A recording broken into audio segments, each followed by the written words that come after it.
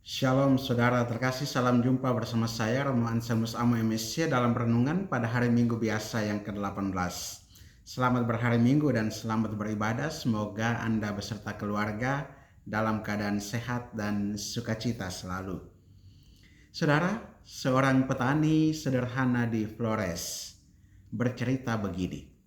Setiap kali panen jagungnya melimpah, ia menyisihkan karung pertama untuk gereja sebagai persembahan dari hasil kebun yang pertama kepada Tuhan.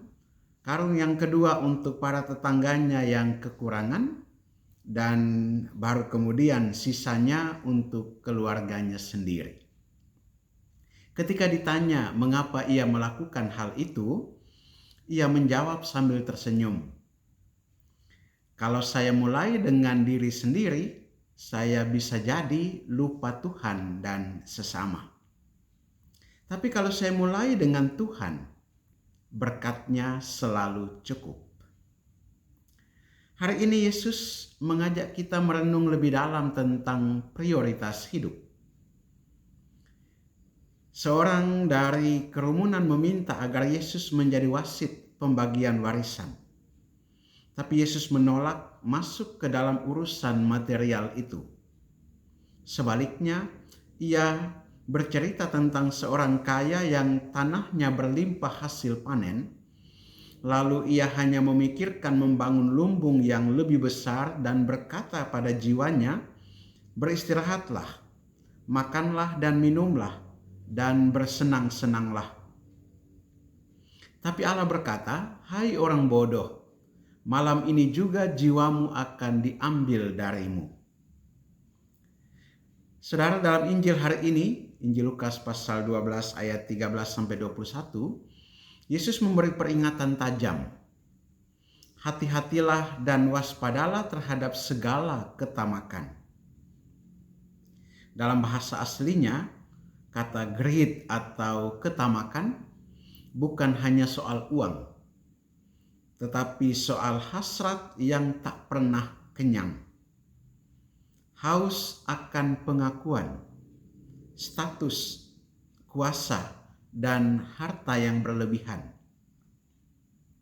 Bacaan pertama dari kitab Pengkhotbah dengan tegas menyatakan kesia-siaan belaka, segala sesuatu adalah sia-sia.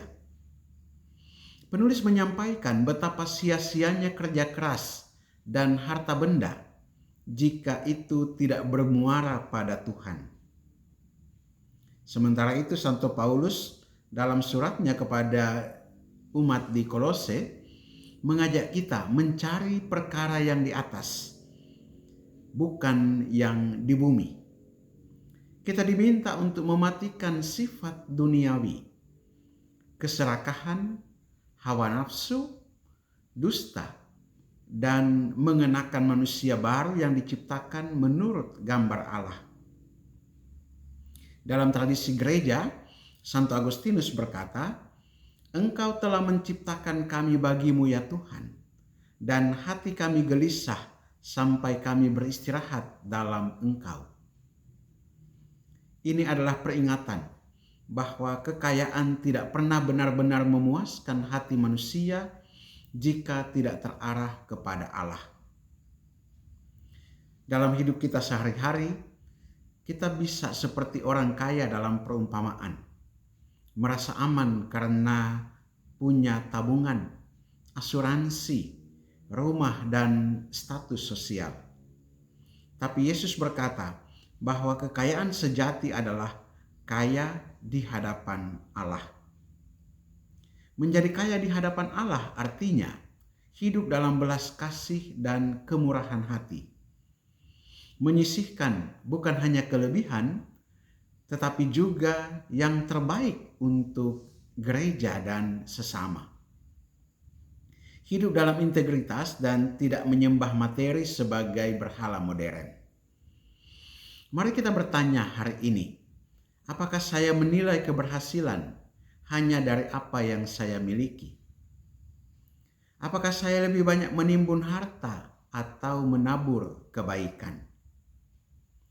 Apakah saya lebih sibuk membangun lumbung atau membangun kerajaan Allah di hati dan sekitar saya.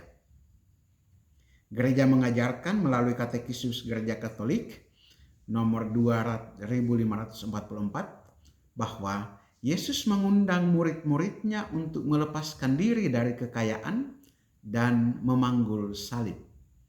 Ia memberi teladan dalam kemiskinan yang ia hidupi. Saudara-saudariku, mari kita mulai minggu ini dengan satu tekad. Jangan hanya sibuk dengan membangun lumbung, tetapi bangunlah hidup yang bermakna di hadapan Allah dengan kemurahan hati. Jadikan kasih, bukan kekayaan, sebagai ukuran nilai kita. Ingatlah, kekayaan dunia bisa hilang, tetapi kekayaan di hadapan Allah akan bertahan sampai kekekalan. Mari menjadi seperti petani sederhana itu, yang tahu dari mana berkat berasal dan kepada siapa harus dikembalikan. Berkat Allah yang Maha Kuasa turun dan tinggal atasmu, dalam nama Bapa dan Putra dan Roh Kudus. Amin.